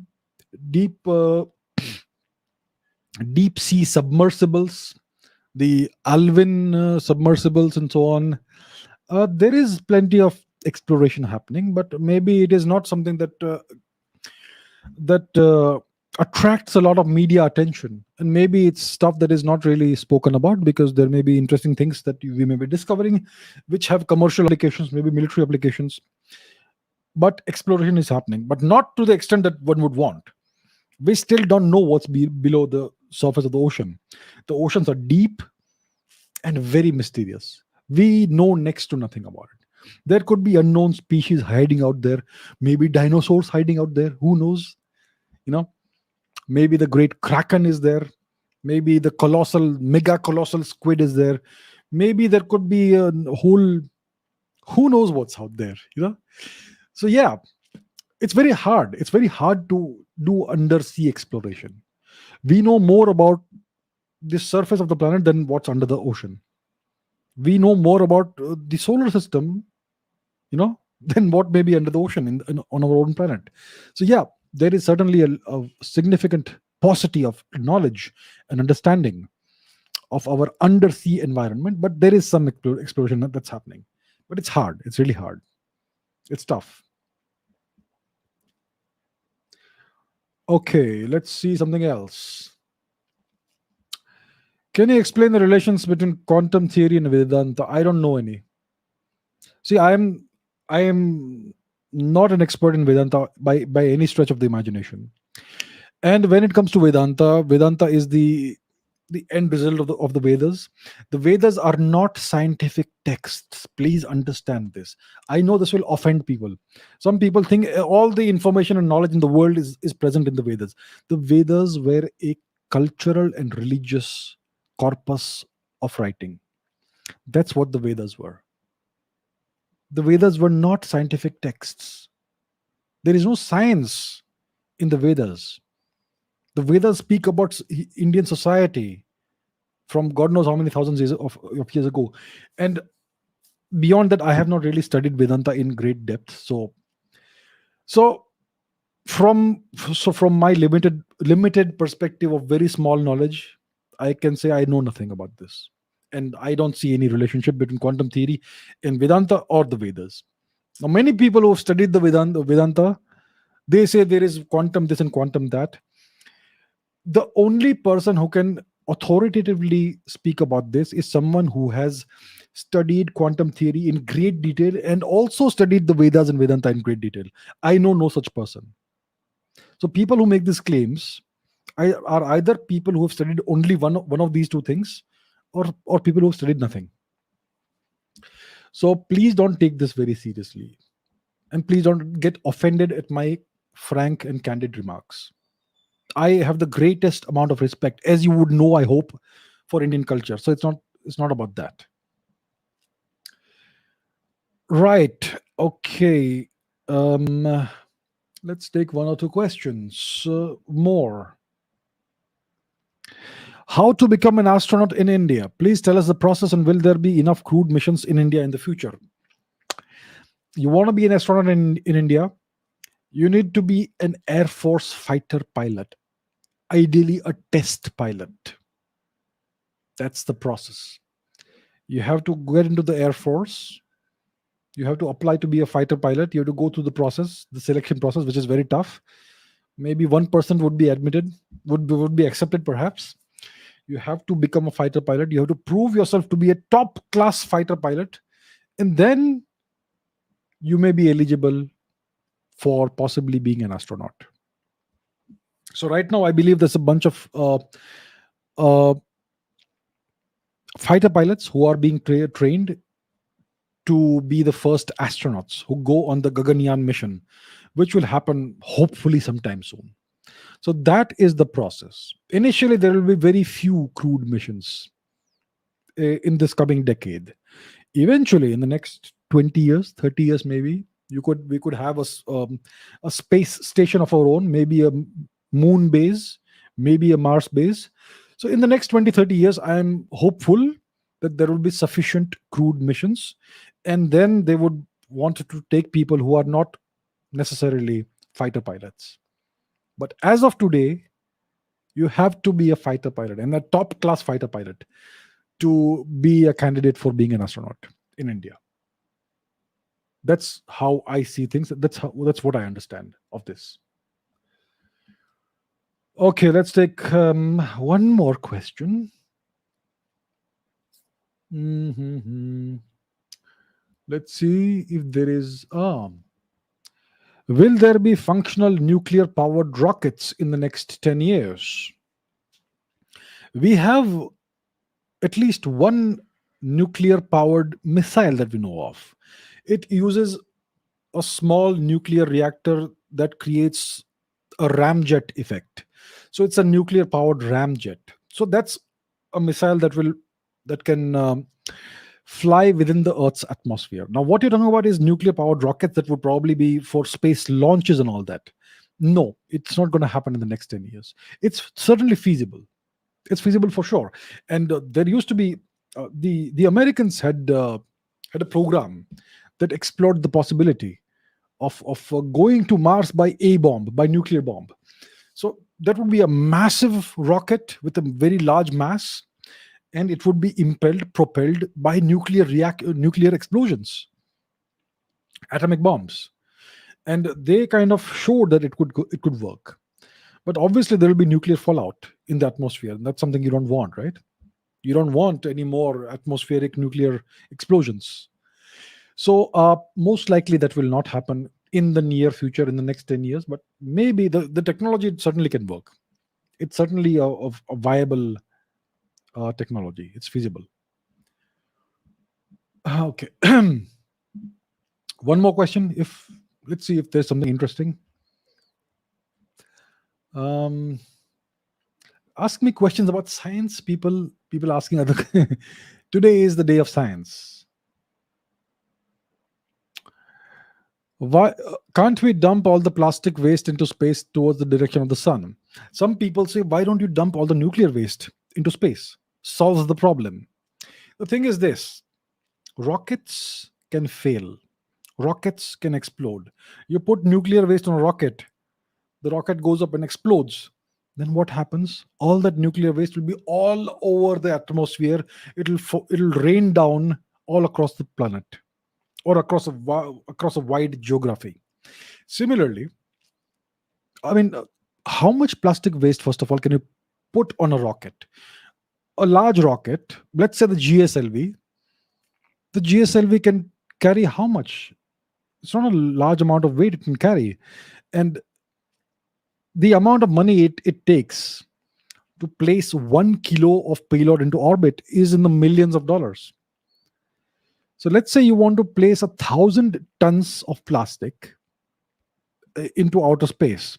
1,000 tons is a million kilos. A million kilos multiplied by $1 million, million, six, that's 12 zeros. That's how many dollars you would need to pay for that kind of space launch, which is prohibitively expensive, incredibly expensive. So that's why it's not feasible, because who will pay for that, right? It's not possible to pay for that much money for dumping plastic into space. So there are these considerations, financial considerations, other considerations, which make it impractical to do such a thing. That's the reason why. All right, my dear friends, we are at the end of today's session. Thank you very much for all the questions. It was great fun answering them. And I will see you in the next question, in the next session, science session next week. And the other session will be tomorrow. So hope to see you there. Until then, take care and goodbye.